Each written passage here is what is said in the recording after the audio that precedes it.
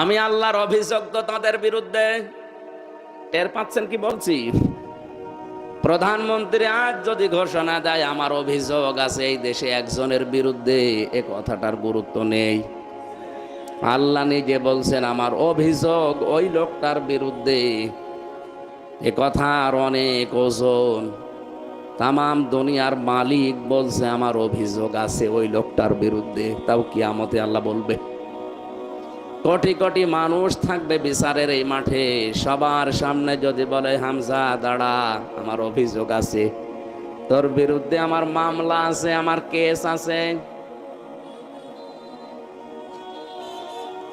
এখানে দুই প্রকার মানুষের নাম আমরা পেয়েছি, ইয়াজলিমুন আন-নাস, যারা মানুষের উপরে জুলুম করছে, করবে। আপনি একটু ভাবেন তো, এই আয়াতটা যদি আপনার বিরুদ্ধে চলে যায়। আল্লাহ কিন্তু ইয়াজলিমুন আল মুসলিমুনা দেয়নি যে মুসলমানদের উপরে যারা জুলুম করছে করবে না। ইয়াজলিমুন আন-নাস, মানুষ হয়ে যারা মানুষের উপরে জুলুম করে, অত্যাচার করে, তাদের অধিকার নষ্ট করে। ওয়ায়াবগুনা ফিল আরদি বিগাইরিল হক, দুনিয়া শান্ত হয়ে যাওয়ার পরে যারা ভীতি তৈরি করে, বিশৃঙ্খলা তৈরি করে, যারা অশান্ত করার জন্য চেষ্টা করে বেড়ায়, কাজ করে বেড়ায়। একটা পরিবারে আজ যদি কেউ নেশাগ্রস্ত হয়ে যায়, পুরা পরিবারটাই মনে হয় যে জাহান্নাম হয়ে গেছে। কথা বলে না কেন? সরকার জিরো টলারেন্স দিয়ে পর্যন্ত কন্ট্রোল করতে পারছে না। মাদকের বিরুদ্ধে জিরো টলারেন্স ঘোষণা করেছে, এর বড় একটা পরিবারে যখন দেখি মাদক সেবী, পুরা পরিবারটা, ভাই বোন, মা বাবা, স্ত্রী পর্যন্ত জাহান্নামে আছে। অশান্তি তৈরি করে ফেলে। এটা পরিবার গেল, সমাজে, রাষ্ট্রে আজ চাঁদাবাজির দ্বারা, মাস্তানির দ্বারা, বিভিন্ন মানুষের উপরে জুলুম করার দ্বারা হাজারো মানুষকে যারা ভীতিপূর্ণ অবস্থায় ফেলে দিয়েছেন, আল্লাহর কসম, আল্লাহর কসম, আপনি আল্লাহর মামলার আসামি। ও কসবাবাসী, নিজের দিকে তাকিয়ে ভাবেন তো, আপনি আবার আল্লাহর মামলার আসামি না তো? যিনি বিচার করবেন উনি যদি বাদী হয়ে যায়, তাহলে আপনার পক্ষে কোন উকিল দাঁড়াবে বলেন? যদি বলেন না নবীজি কি বলেছে আপনাকে নবীজি দাঁড়াবে, আল্লাহ নিজে বাদী, এটা আল্লাহ বাদী কেস। টের পাচ্ছেন?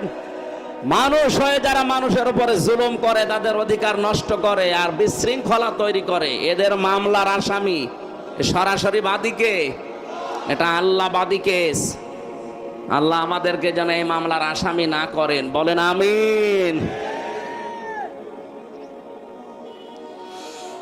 দুনিয়া আগে দরকার, এরপরে আখিরাতের কথা আল্লাহ দিয়েছেন। সিরিয়াল হিসাবে যদি বলতেন রব্বানা আতিনা ফিদ দুনিয়া, না রব্বানা আতিনা ফিল আখিরাতি হাসানা, আখিরাতে হাসানা দাও, তাহলে দুনিয়ার এই কথা আমি একটাই, যে 10টা আছে একটাও বলতাম না।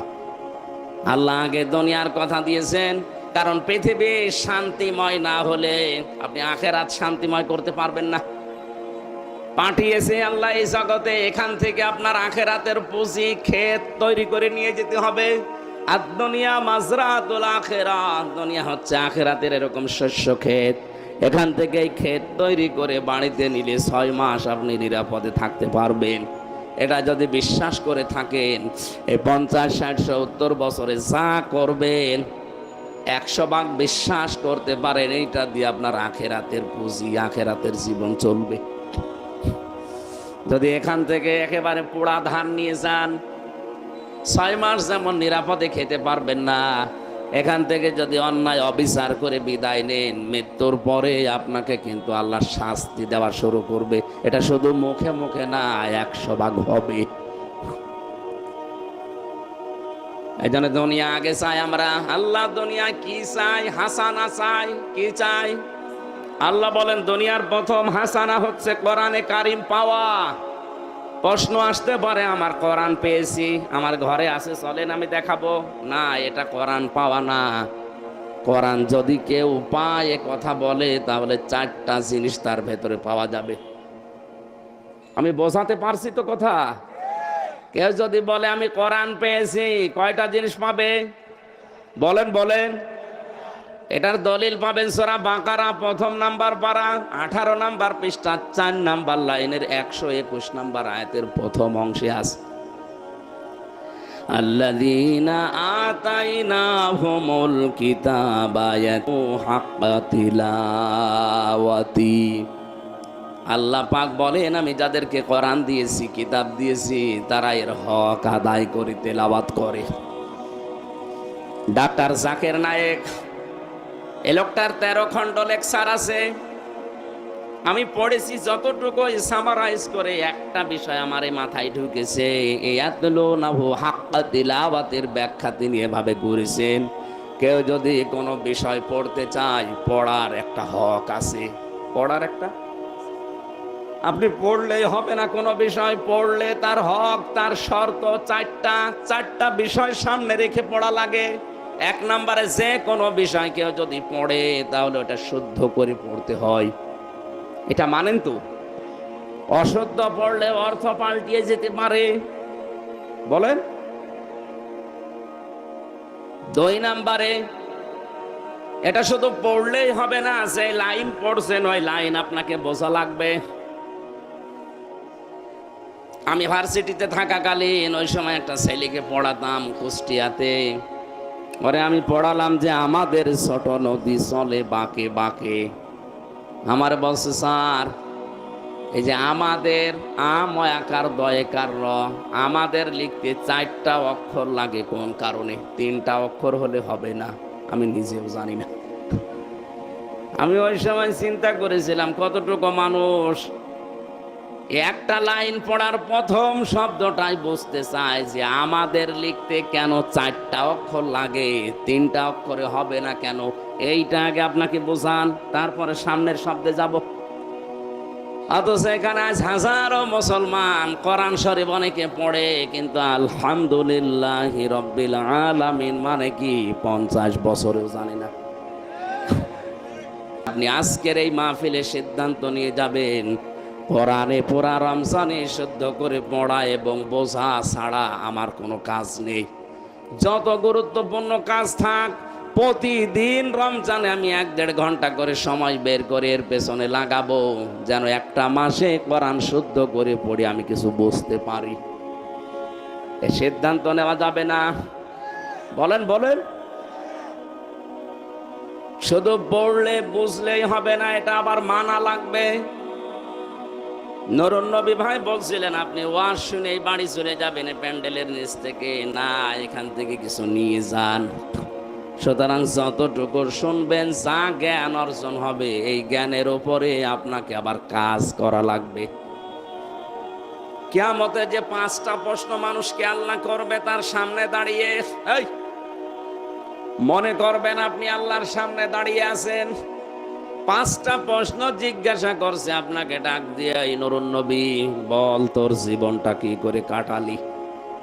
2 নম্বরে তোর যৌবন কাল কি করে কাটালি?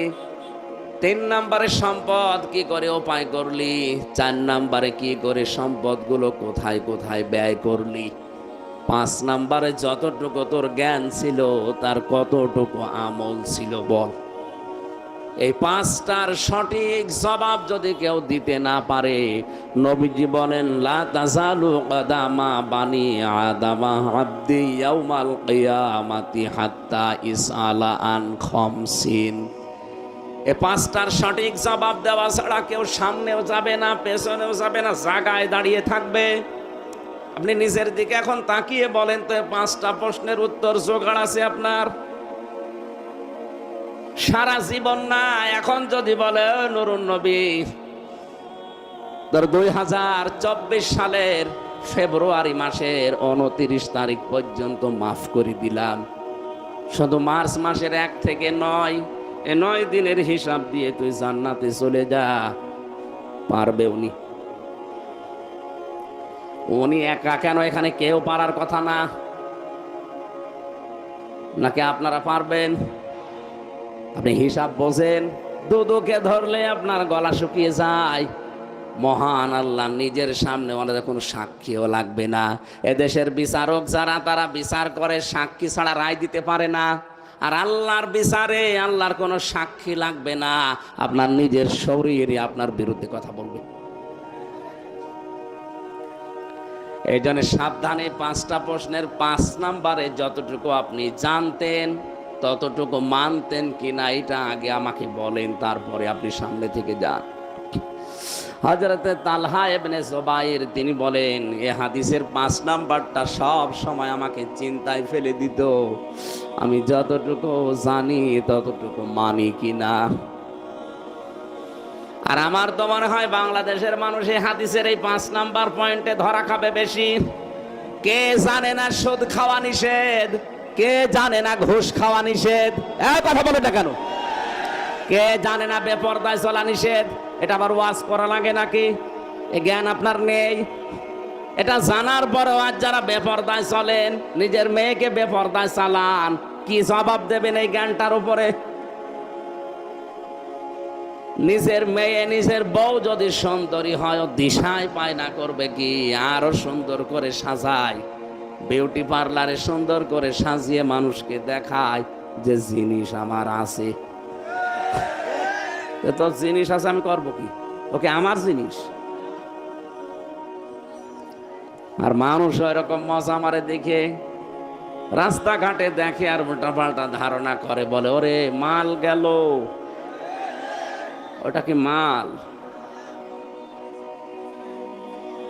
আপনার স্ত্রীর পেট দেখে, পিঠ দেখে, বুক দেখে কেউ যদি বলে মাল গেল, আল্লাহর কসম ওই পেটে আর কোনোদিন আল্লাহ ভালো মাল দেবে না। যদি দেয় পরিমণির মতো বাঁচবেন আপনি। 14টা স্বামী পাল্টেও এখনো শান্তিতে নেই। যে সমস্ত মেয়েরা বেপরদায় চলে শুধু নিজেই গোনা করে তা না, কত মানুষকে কবিরা গোনায় লিপ্ত করাচ্ছে।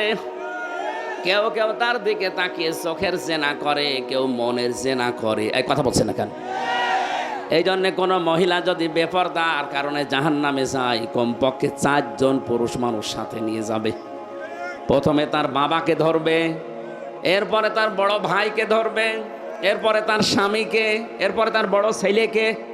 আপনি বলেন তো, আপনার মা যদি বেপরদায় চলার কারণে জাহান্নামে যায়, আপনি বড় ছেলে হলে বাঁচবেন, আপনি বাবা হলে বাঁচবেন, স্বামী হলে, বড় ভাই। তা আমরা তো মনে হচ্ছে সবাই ধরা। কারণ হয় আমার বোন বেপরদার কারণে জাহান্নামে যাচ্ছে, আমার বউ বেপরদার কারণে জাহান্নামে যাচ্ছে, আমার মেয়ে বেপরদার কারণে জাহান্নামে যাচ্ছে।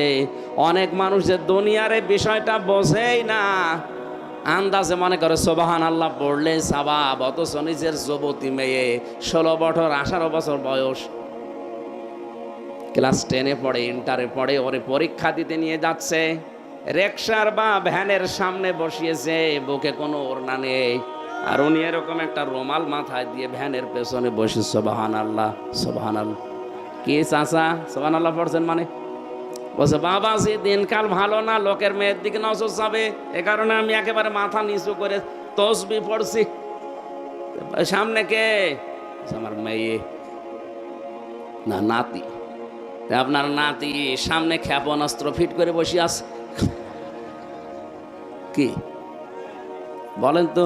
16 বছর 18 বছরের যুবতী মেয়ে, বুকে কোনো ওড়না নেই, ও যদি বসে থাকে সামনে, ও সামনে বসে আছে ক্ষেপণাস্ত্র ফিট করে, আর ও পেছনে সুবহানাল্লাহ পড়ছে।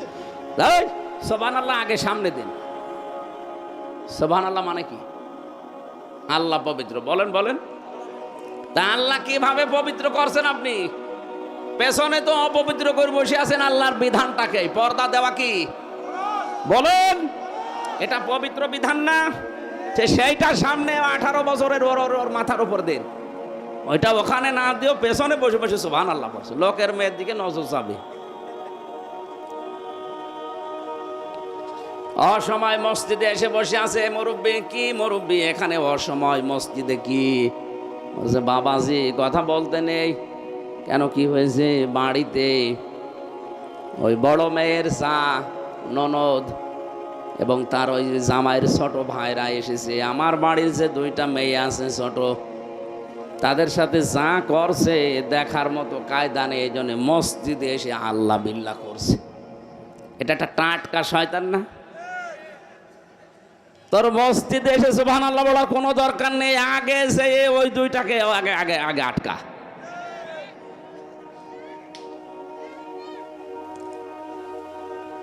বিবাড়িয়াবাসী খুব ভালো করে নজর করেন, আপনি দুনিয়ায় কল্যাণ চান অথচ কোরআনে কারিম পড়তে পারেন না, শুদ্ধ করে বুঝতেও পারেন না, এর উপরে আমল তো নেই। 4 নাম্বারটা আরো কঠিন, শুধু আমল করলে হবে না, ওটা মানুষ যেন আমল করে সেই ব্যবস্থা করা লাগবে। এই ব্যবস্থা করা লাগবে, এটা কি এখন সহজ না কঠিন? বড় কঠিন হয়ে দাঁড়িয়েছে। আপনি নিজে পড়বেন পড়েন, নিজে বুঝবেন বোঝেন, নিজে আমল করবেন কম বেশি করেন, কিন্তু এটা আমি মানুষকে মানাবো এ কথা বলতে গেলে এখন সমস্যা। আর এই পরিবেশ তৈরি করতে গেলেই কত অপবাদ আমাদের নামে দেওয়া হচ্ছে। আরে ভাই, আমি উলাইকা ইউমিনুনা বি, আল্লাহ বলেন এরাই আমার কোরআনে বিশ্বাস করে আর এরাই দুনিয়ার হাসানা পেয়েছে। যারা আমার কোরআন বোঝে, কোরআন পড়ে, কোরআন আমল করে আর মানুষকে আমল করানোর জন্য পরিবেশ তৈরি করে দেয়। এই কারণেই তো রিস্ক নিয়ে এই কাজগুলো করা হচ্ছে, যে আমি শুধু নিজে জান্নাতে যাব না, আপনাকেও নিয়ে যাব, আপনাকে আমি পরিবেশ তৈরি করে দেই। এমন একটা সমাজ, এমন একটা দেশ আমি বানাতে চাই, যেই সমাজে যেই দেশে ঘুষ থাকবে না। বলুন, যেখানে জেনা থাকবে না, ব্যভিচার থাকবে না, বাড়ি বানাতে গেলে চাঁদা দেওয়া লাগবে না। এই সেলাই শুরু হয়নি। এই জন্য আমাদের উচিত হচ্ছে রব্বানা আতিনা ফিদ দুনিয়া হাসানা বলে শেষ করে না দেওয়া। আমি আসলে পেলাম কিনা কোরআনের এই 4টা, সারা জীবন তো দোয়া করে আসলেন আল্লাহ দুনিয়ার হাসানা দাও। আল্লাহ বলেন এটা 1 নাম্বার হাসানা, তুই এটা পেয়েছিস? যদি বলেন না, তাহলে আপনার দোয়া সব ওই ঘর থেকে গেছে। কথা বলেন না কেন? আপনার দোয়া তো মাথার উপরে উঠছে না। 2 নাম্বারে দুনিয়ার হাসানা, কোরআনের হেদায়েত পাওয়া। শুধু কোরআন পেলেই হবে না, কোরআন থেকে হেদায়েত নেওয়ার মতো মন থাকা লাগবে। এই যে নরসিংদীর গিরিশচন্দ্র সেন, এ বেটা হিন্দু, কোরআন পড়েছে, বুঝেছে, লিখেছে, কিন্তু কোরআনে কারিম থেকে হেদায়েত পায়নি। আমরা আজ অনেকে কোরআন পড়ছি, বুঝছি, লিখছি, কিন্তু কোরআনে কারিম থেকে হেদায়েত অনেক আলেম পর্যন্ত পাচ্ছে না। আমি কি কথা বোঝাতে পেরেছি? 3 নাম্বারে পরিশ্রম করতে পারা দুনিয়ার হাসানা। আজ অনেকে বসে বসে খায় না, এটা ইসলাম না। আপনাকে পরিশ্রম করা লাগবে। আপনাকে আল্লাহ যা দিয়েছেন ওইটাই যদি মেধা দেয়, মেধার শ্রম দেবেন। যদি শরীর ভালো রাখে, শরীরের শ্রম দেবেন। যদি যোগ্যতা থাকে, আপনার যোগ্যতা কাজে লাগান। যে কোনো কায়দায় শ্রম দিন, ওইটা দুনিয়ার হাসানা। আজ আমরা এটা না দিয়েই বসে আছি আশতলায়, গাছতলায়, মাছতলায়, শুধু হো হো করছে, মনে করছে আল্লাহর ওলি। ওইটা আল্লাহর শত্রু। আল্লাহর ওলি তো ওইটা, আল কাসিব হাবিবুল্লাহ, আল্লাহর বন্ধু ওইটা, যেই লোকটা কাজ করে খায়। আপনাকে আল্লাহ বসে খাওয়ার জন্য বানাননি, এটা আমি বানালাম। এই ছেলে, কথা বলো কোন কথা? আল্লাহ রাব্বুল আলামিন জানিয়েছেন, লাকাদ খালাকনাল ইনসানা ফি কাবাদ, অবশ্যই আমি আল্লাহ মানুষকে বানিয়েছি পরিশ্রম করার জন্যে। আপনি যদি শ্রমই না দেন, আপনার হাতির মতো শরীর কি করবেন? আর নিজে কামাই করে নিজে খাওয়া, শুধু উপায় করে নিজে দুনিয়াতে শেষ করে দেওয়া, এইটার নাম কিন্তু আল্লাহর ইসলাম না। আপনি নিজের খাবার নিজে তৈরি করবেন, আরো 5 জনের কর্মসংস্থান বানিয়ে দেবেন, তৈরি করে দেবেন, 5 জনের মুখে খাবার উঠাবেন, এইটা আল্লাহ পছন্দ করে। এটাকে আমি বানালাম। সূরা আলে ইমরান 110 নম্বর আয়াতের প্রথম অংশে আছে, কুনতুম খায়রা উম্মাতিন উখরিজাত লিন্নাস, তোমাদের আমি শ্রেষ্ঠ জাতি বানিয়েছি খেলা করার জন্য না, তোমাদের শ্রেষ্ঠ বানিয়েছি তোমরা মানুষের উপকার করবা। সুতরাং নিজে খাওয়া, নিজে উপায় করা, এটা নবীদের সুন্নাত ছিল। দুনিয়ার যত নবীর জীবনী পড়েছি, কোন নবী বসে বসে খেয়েছে আমি পাইনি। দাউদ নবীর মতো এত বড় নবী লোহা পিটিয়ে সোজা করত, কামার ছিল তিনি। হযরতে আদম নবী এই যে চাষ করে খেত, আমাদের নবী মুহাম্মদ রাসূলুল্লাহ শ্রেষ্ঠ মানুষ দুনিয়ায়, তিনিও বসে খাননি, তিনি ছোটবেলা থেকে চাচার সাথে ব্যবসা করে খেয়েছে। এই কথা বলছেন না কেন? তাহলে এটাতে দুনিয়ার কাজ হিসাবে যদি আপনি বলেন যে দুনিয়ার কাজ আমি এর ভেতরে নেই, নবীজি কি কোন কারণে ব্যবসা করলো? পরিশ্রম করে এরা দুনিয়ার হাসানা পেয়েছে। 4 নম্বরে দুনিয়ার হাসানা নিরাপত্তা পাওয়া। আজ আমরা অধিকাংশ অভিভাবক যারা আতঙ্কে আছি, যুবতী মেয়েকে কলেজে বিশ্ববিদ্যালয়ে পাঠিয়ে মা যায় নামাজে বসে চিন্তা করছে, আল্লাহ মেয়ে কি একা আসবে না জামাই নিয়ে আসবে? কথা বলছে না কেন? নিরাপত্তা পাইনি আমরা, তার মানে দুনিয়ার হাসানা এখনো পাইনি, এটা দোয়া পর্যন্ত শেষ। 5 নম্বরে দুনিয়ার হাসানা সুখ আর শান্তি পাওয়া। সুখ শান্তি কি?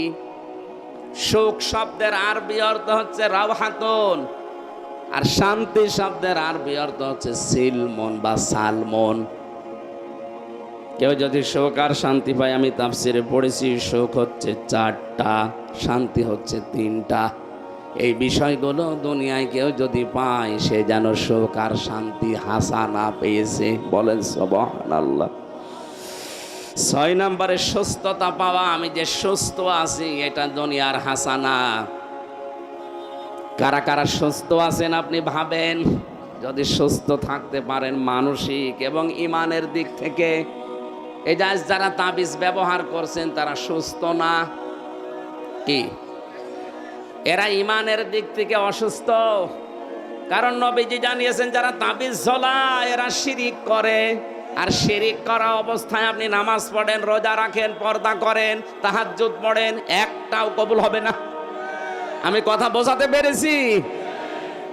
যারা শিরিক করে, ওয়াকাদিমনা ইলা মা আমিলু মিন আমালিন ফাজআলনাহু হাবাম মানসুরা, কিয়ামতে শিরিকপূর্ণ আমল দেখলে ওটা ওর মুখের উপরে ধূলিকণার মতো নিক্ষেপ করা হবে। সুতরাং তাবিজ ব্যবহার যারা করছেন এটা শিরিক। এটা ব্যবহার করার দ্বারা হাজারো মানুষকে এই শিক্ষা দেওয়া হচ্ছে যে কোরআন তাবিজ লিখার একটা কিতাব। এটাকে তাবিজ লেখার জন্য দিয়েছে আল্লাহ। যাদের আছে তাবিজ খুলে ফেলেন। আলাইসাল্লাহু বিকাফিন আবদা, আমি কি আমার বান্দার জন্য যথেষ্ট না যে তাবিজ লাগবে? আজ পাথর হাতে দিয়েছে, লিটন জামান চিশতির পাথর হাতে দিয়ে মনে করছে সব আমার এর ভেতরে। হযরত ওমর খলিফাতুল মুসলিমিন কাবা শরীফে গিয়ে যখন ওই কাবার পাথর যেটা হজরে আসওয়াদ চোমা দিলে গোনা মাফ হয় আমরা মনে করি, এই জায়গার পাথরের দিকে তাকিয়ে বললেন, নবীজি তোমাকে চোমা দিয়েছে এই জন্য চোমা দেই। যদি নবী জীবনে চোমা না দিত আমিও তোমারে চোমা দিতাম না। শুধু চোমা দিতাম না এটা না, এখানে থাকতেও দিতাম না। এখান থেকে নিয়ে লাঠি দিয়ে তোমারে পিটিয়ে টুকরা টুকরা করে ফেলতাম। কি বুঝলেন আপনি বলেন তো? জান্নাতের পাথর ওইটা আদম নবী নিয়ে এসেছিল। জান্নাতের এই পাথরকে তিনি যদি এই কথা বলতে পারেন যে পাথর তুমি আমার ভালো করতে পারো না, মন্দ করতে পারো না, শুধু নবী চোমা দিয়েছে এই কারণে চোমা দেই। আপনি বাস্তবে নিয়ে জানি হাদিসটা। আপনি কোথায় আছেন লিটন দেওয়ান চিশতির পাথর নিয়ে? কাবার পাথর সম্পর্কে যদি খলিফাতুল মুসলিমিন হযরত ওমর এই কথা বলতে পারে, দুনিয়ার কোনো পাথরের খবর আছে? সুতরাং যারাই ব্যবহার করছেন এই পাথর, এই তাবিজ, এই মুহূর্তে খুলে ফেলা লাগবে। কাদের কাদের গলায় হাতে মাথায় তাবিজ আছে হাত তোলেন তো। ও আলহামদুলিল্লাহ, এলাকার শিরিক বেদাত নেই। মেয়েদের ভেতরে এটা দেখা যায় বেশি। ছোট বাচ্চা হতে পারে না, ওর গলায় 10টা হাতে 5টা মাজায় 10টা তাবিজ ঝুলিয়ে রেখেছে। ও চিন্তা করে আল্লাহ পেটের ভেতরে থাকায় তো ভালো ছিল, দুনিয়ায় আসতে দেরি 14টা তাবিজ দিয়েছে। ফরিদপুরের ডাক্তার শাহিন জাদ্দারের চেম্বারে যেয়ে দেখি ওখানে টাঙানো প্রায় 200-250 তাবিজ। বললাম স্যার এত তাবিজ? হুজুর মানুষ আসে বাচ্চাদের নিয়ে, দেখি গলায় 5টা হাতে 2টা, সব তাবিজ খুলে খুলে রেখে দিই। এত তাবিজ হয়ে গেছে। আপনার কি বিশ্বাস হয় না যে আলাইসাল্লাহু বিকাফিন আবদা এই আয়াতটা সত্য? এক কথা বলুন, আল্লাহ বলছেন আমি কি আমার বান্দার জন্য যথেষ্ট না যে ওর দুনিয়ার অন্য কারো কাছে মোকাফেক্কি হওয়া লাগবে তাবিজের প্রতি?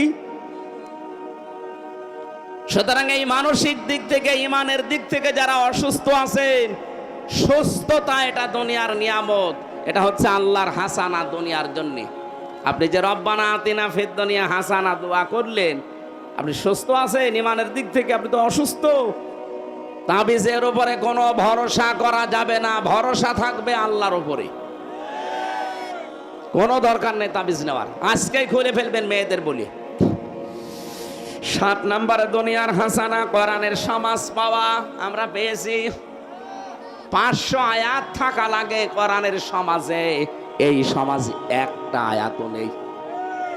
একটা ছিল, তাও তুলে দেওয়ার চেষ্টায় আছে অনেকে।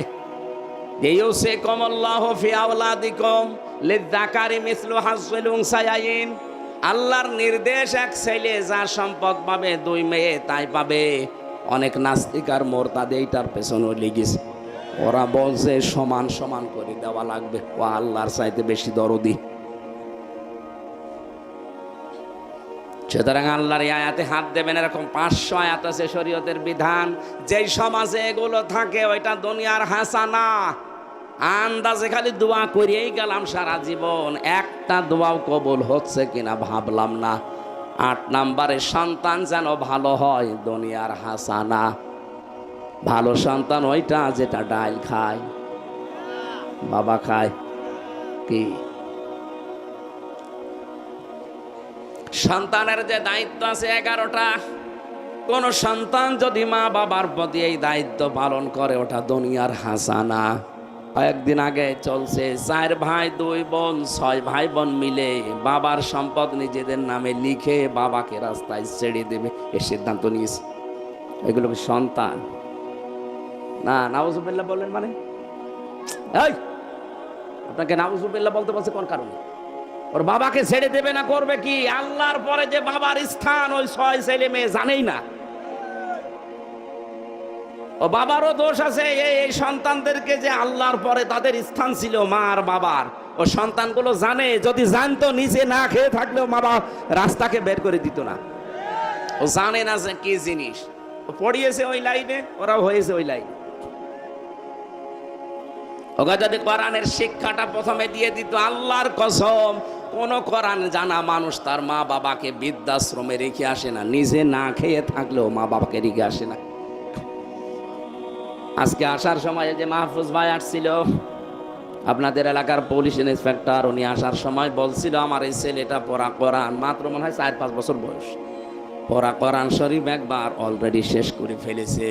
আর আমি আহ্বান জানাবো, ভাই আপনার ছেলেটাকে পড়া কোরআন শরীফ আরবিতে না বাংলায়ও কয়েকবার শেষ করান। ও দুনিয়ায় যত বড় জায়গায় যাবে না কেন, অন্তত দুর্নীতি করবে না। আমার এই চোখে দেখা যারা কোরআনে কারিম বুঝেছে পড়েছে, ওরা দুনিয়ার যত বড় জায়গায় যাক না কেন, ওদের সামনে যদি তামাম দুনিয়াও আপনি নিয়ে এসে দেন, পা দিয়ে লাথি মারবে।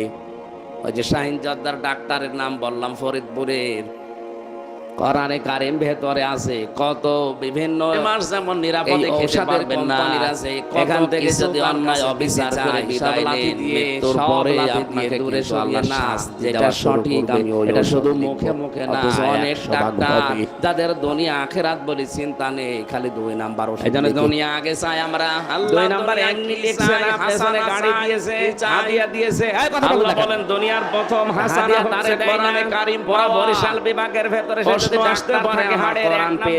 আমার হাজার হাজার রোগী তার কাছে ঠেলে নড়াতে পারছে না। ছোটবেলায় কোরআনে কারিম ভেতরে দিয়েছিল। ছেলে মেয়েকে যদি সত্যিই দুনিয়ার হাসানা বানাতে চান, ওকে কোরআন শিক্ষান। এরপরে আপনি ইঞ্জিনিয়ার বানাবেন, ডাক্তার বানাবেন, পুলিশ ইন্সপেক্টর বানাবেন, ডিসি বানাবেন, কোনো অসুবিধা নেই, এটাও দুনিয়ার হাসানা। আপনার ছেলে এসপি হয়ে পড়া ব্রাহ্মণবাড়িয়া জেলা যদি কন্ট্রোল করতে পারে, আল্লাহর কসম এসপি বানাতে ওর যদি 50 লাখ টাকা খরচ হয়, 50 লাখ আল্লাহ রাস্তায় দান করা সব। দুনিয়ার হাসানায় বুঝি না, আন্দাজে খালি দোয়া করে যায়। আর ছেলেরা হুজুর বানিয়ে রেখিস, ও হুজুরতে কি হবে? আমাদের হাতে আজ একটা এসপি নেই, ডিসি নেই, টিওনো নেই, ওসি নেই, ভালো একটা অফিসার নেই, একটা ইঞ্জিনিয়ার নেই,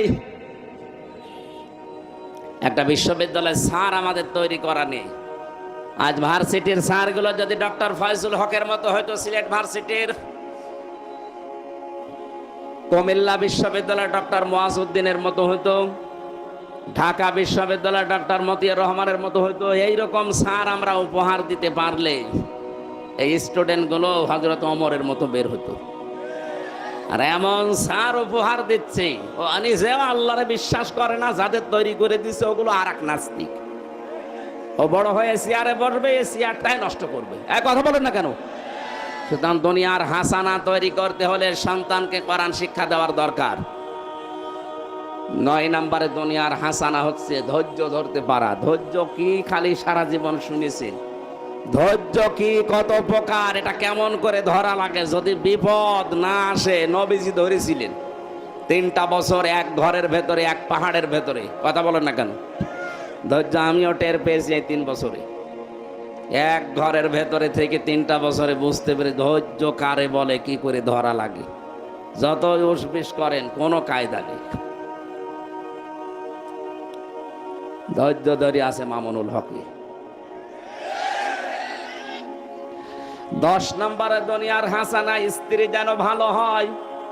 ভালো স্ত্রী ওইটা যে সকাল বিকাল স্টার জলসা দেখে না, মানে এখানে যারাই বসে আছে 100 জনের 90 জনের বউ ভারতের সিরিয়ালের পাগল। সম্মানিতা মা বোন যারা এসেছেন এই মুহূর্তে, আজকে সিদ্ধান্ত নেওয়া লাগবে। যদিও রমজান মাসে শয়তান কিন্তু কালকের দিন পরে ছুটি নিয়ে যাবে, 1 মাস আমি আর নেই, এই দায়িত্ব দিয়ে যাবে।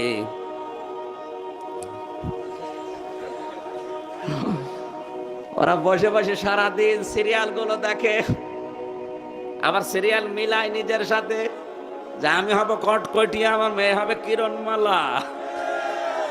মনে করছেন হুজুর কিছু জানে না, নিজের চরিত্রের সাথে মিলাচ্ছেন। আপনারও মেয়ে ধর্ষিতা হবে না, হবে কি? শয়তান কিন্তু রমজান মাসে বাধা থাকবে, আসলেও বাধা থাকবে। এই কাজ যাদের উপরে দিয়ে যাচ্ছে শয়তান, তারা যদি কন্ট্রোল না হয় রমজান মাসে শয়তান বাধা থেকে লাভ আছে, ওর চেলাবেলা তো ছাড়া আছে।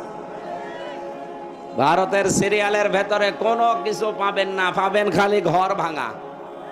কি করে স্বামীর মনে দুঃখ দেওয়া লাগে। অথচ নবীজি নিজে মেরাজের রাত্রে দেখলেন ওকে আল্লাহ জাহান্নামে দিয়েছে। মেয়েরা প্রশ্ন করছে কোন কারণে? নবীজি বললেন এরা কুফরি করে। কুফরি কার সাথে? স্বামীর সাথে। সারা জীবন সব কিছু দেয়, একদিন একটা সাবান কম হয়ে গেলে উল্টা পাল্টা খোটা দেয়। এরকম মহিলা নেই? সম্মানিতা মা বোন যদি থাকেন, এরকম কথা যদি বলেন, ওই দিন থেকে আপনার পেছনের আমল সব শেষ। সারাটা জীবন এই লোকটা মাথার ঘাম পায়ে ফেলে আপনাকে খুশি রাখার জন্য চেষ্টা করছে, একটা শাড়ি কম হয়ে গেল আর আপনি এক কথায় বলে দিলেন যে তোর বাড়িতে এসে কিছু পেলাম না, আপনার সব শেষ। নামাজ রোজা পর্দা মর্দা সব শেষ। আল্লাহ মেয়েদেরকে যেন এই গোনা থেকে হেফাজত করেন, স্বামীর নাফরমানি করা থেকে। বলেন আমিন। আল্লাহ রাব্বুল আলামিন একটা দোয়া শিখিয়েছেন এই ভালো স্ত্রী হওয়ার জন্য। জবান খুলে কোরআনের এই সোনালী দোয়াটা পড়েন, রব্বানা হাবলানা মিন আজওয়াজিনা ওয়া যুররিয়াতিনা কুররাতা আয়ুনি ওয়াজআলনা লিল মুত্তাকিনা ইমামা। দুনিয়ার হাসানা কয়টা বললাম? বলেন বলেন, এ 10টা আপনি পেয়েছেন কিনা এবার মিলান তো। আমার মনে হয় এখানে সবাই এক বাক্যে জবাব দেবেন না পাইনি।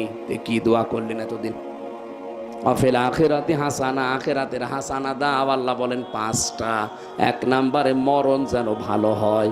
ভালো মরণ ওইটা যেটা গলায় দড়ি দিয়ে হয়, বিষ খেয়ে হয়।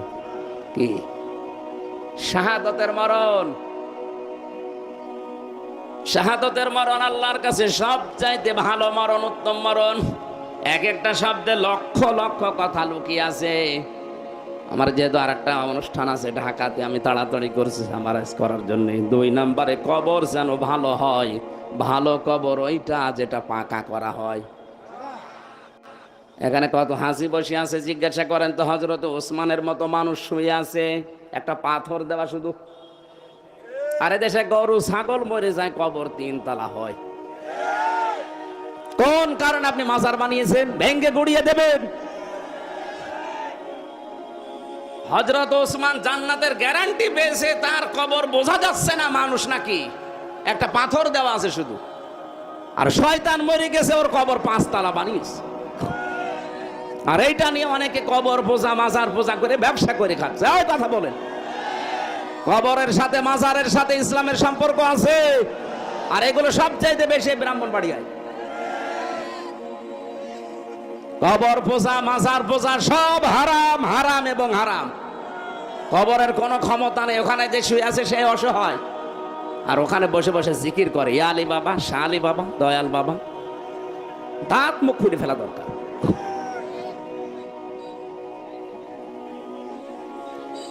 আমি নবীজির কবরের পাশে দাঁড়িয়ে শুধু এভাবে হাত তুলে মোনাজাত করছিলাম আল্লাহর কাছে, আর পুলিশ আমার হাতের উপরে বাড়ি দিয়ে বলছে, কি চান, কি চান আপনি এখানে? নাম দোয়া করছেন। কি দোয়া করেন? নবীজির কবরের পাশে দাঁড়িয়ে দোয়া করছিলাম, আমার হাতে বাড়ি দিয়ে বলছে, এখান থেকে হাঁটেন, আপনার যদি কিছু লাগে কাবার দিকে তাকান, আল্লাহর কাছে বলেন। নবীজির কবরের পাশে দোয়া করতে দিচ্ছিল না পুলিশে, আমারে তাড়িয়ে দিচ্ছে। আর ও কোন গরু ছাগল শুয়ে আছে সেখানে মনের কথা বলছে, আরে ওই তো বিপদে আছে। নবীজি বলেন, যে লোকটা মারা যায় সে সাগরের পানির ভেতরে হাবুডুবু খাওয়ার মতো থাকে। দুনিয়ায় কেউ কিছু পাঠালে সে পায়, আর ও আছে ওর ধান্দায়। না ভাই, কবর যেন ভালো হয়, এটা আখেরাতের হাসানা। আমাদের কবরগুলো আজ ভালো হচ্ছে না। আমরা মনে করি কবর পাকা করতে পারলেই ভালো। কে বলেছে নিচে যদি আল্লাহ আগুন লাগিয়ে দেয়? 3 নম্বরে হাসর যেন ভালো হয়। এখন ভালো হাসর হওয়ার জন্য 5 প্রকার মানুষ লাগবে। আমি সামারাইজ করে করে বলতে গেলে তাই এখনো কতগুলো পয়েন্ট আছে। ভালো হাসর হওয়ার জন্য কিয়ামতের ওই কঠিন ময়দানে মহান আল্লাহ যে বিচার ব্যবস্থা সাজাবে, সর্বপ্রথম আল্লাহ আপনাকে একা একা ডেকে জিজ্ঞাসা করবে, আই ওয়া কুল্লুহুম আতিহি ইয়াউমাল কিয়ামাতি ফারদা। সূরা মরিয়ম 16 নম্বর পারার 10 নম্বর পৃষ্ঠা 15 নম্বর লাইনের শেষ নম্বর রুকুর 95 নম্বর আয়াত। কিয়ামতের সর্বপ্রথম মানুষকে আমি হাসরের ময়দানে ডাক দেব একা একা। কয়জন করে? আপনি স্রেফ একা দাঁড়াবেন।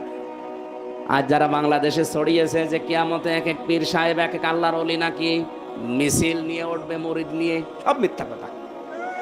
কিয়ামতে আপনি একা একা উঠবেন আল্লাহর সামনে, স্রেফ একা, কেউ থাকবে না। আল্লাহ আপনাকে ডাক দিয়ে বিচার করবে, কিন্তু আল্লাহর বিচারে কোনো অবিচার নেই। অবিচার নেই। আল্লাহর বিচারে ন্যায় বিচার করলো আপনি ধরা খাবেন। এই কথা বুঝতেছেন? আল্লাহর বিচারে কোনো অবিচার, ন্যায় বিচার করলে আপনি বাঁচবেন না। যদি আল্লাহ কারো উপরে ন্যায় বিচারও করে, কেউ জান্নাত পাবে না। শুধু আল্লাহ যদি আপনাকে মাফ করে দেয়, জান্নাত পাবেন। এই জন্য কাবা শরীফ যখন তাওয়াফ করে 6ষ্ঠ চক্করে মানুষ এই দোয়াটা পড়ে, আল্লাহুম্মা ইন্না আলাইয়া হুকুকান ফীমা বাইনি ওয়া বাইনিকা। হে আল্লাহ, তুমি আর আমি তোমার গোলাম, তুমি আমার মালিক।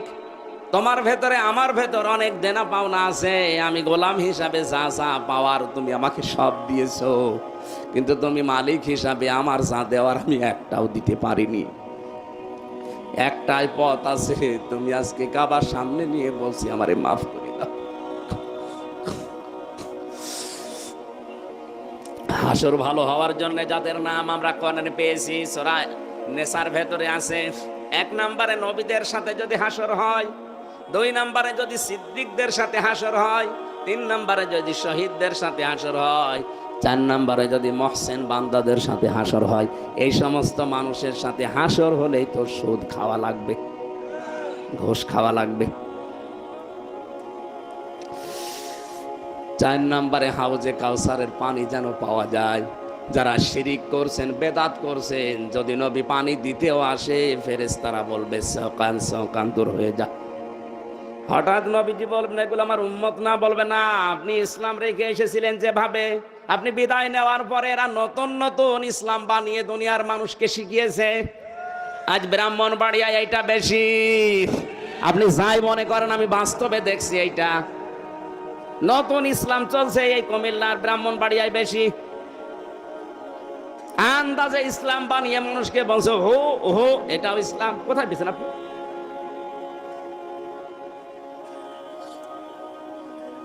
আমি নাম নাই নিলাম। কত মানুষ এই দুই জেলাতে আলেমের নাম নিয়ে আজ শিরিক আর বেদাত করিয়ে মানুষকে জাহান্নামে নিয়ে যাচ্ছে। অথচ শিরিক আর বেদাতে আল্লাহ এত বেশি রাগান্বিত হন, যারা বেদাত আবিষ্কার করে তাদের সালাম দেওয়াও নিষেধ। জিকিরের নামে আমি যে আপনি আরম্ভ করেছেন কি যে আসলে জিকির হবে শুধুমাত্র আল্লাহর নামে। রসুলের নামেও জিকির করা জায়েজ নেই। রসুলের নামে হবে দরুদ। রসুলের নামে কি? যেখানে রসুলুল্লাহর নামে জিকির করা জায়েজ নেই, সেখানে আপনি ইয়ালি বাবা শালি বাবা জিকির করছেন। আপনি মানুষ, আর এটা মানুষকে বিশ্বাস করেন। মানুষ তো পাগল, এ তো কোরআন হাদিস পড়ে না। এ মনে করে না ইয়ালি বাবা শালি বাবা কত সুন্দর নাম, ও জিকির করছে। অথচ এটা প্রকাশ্য শিরিক। প্রকাশ্য কি? আমার মনে হয় মন খারাপ করছে না। মানে 5 নম্বরে হাসর কিয়ামতের ময়দানে যেন ডান হাতে আমলনামা পাওয়া যায়।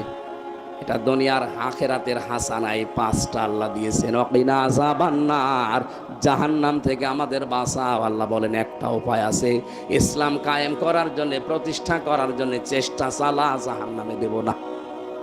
কারণ কোরআনের মালিক আমি না, এ জমিনের মালিক আমি না, আমি শুধু কামলা খাদেম। এই কথা বলে না কেন? আমি চেষ্টা করে যাব, এটা প্রতিষ্ঠা করার চেষ্টা করে যাব। যদি হয় ভালো, না হলে আমার অসুবিধা নেই। আমার বেতন আছে বিকাল 5টায়, আর বিকাল 5টা মানে জীবনের শেষ দিন। এই 16টা বিষয় আল্লাহ কোরআনের এই আয়াতের ভেতরে দিয়েছেন, আমরা একটাও পাইনি। আন্দাজে দোয়া করে যাচ্ছি, রব্বানা আতিনা ফিদ দুনিয়া হাসানা ওয়া ফিল আখিরাতি হাসানা ওয়া কিনা আযাবান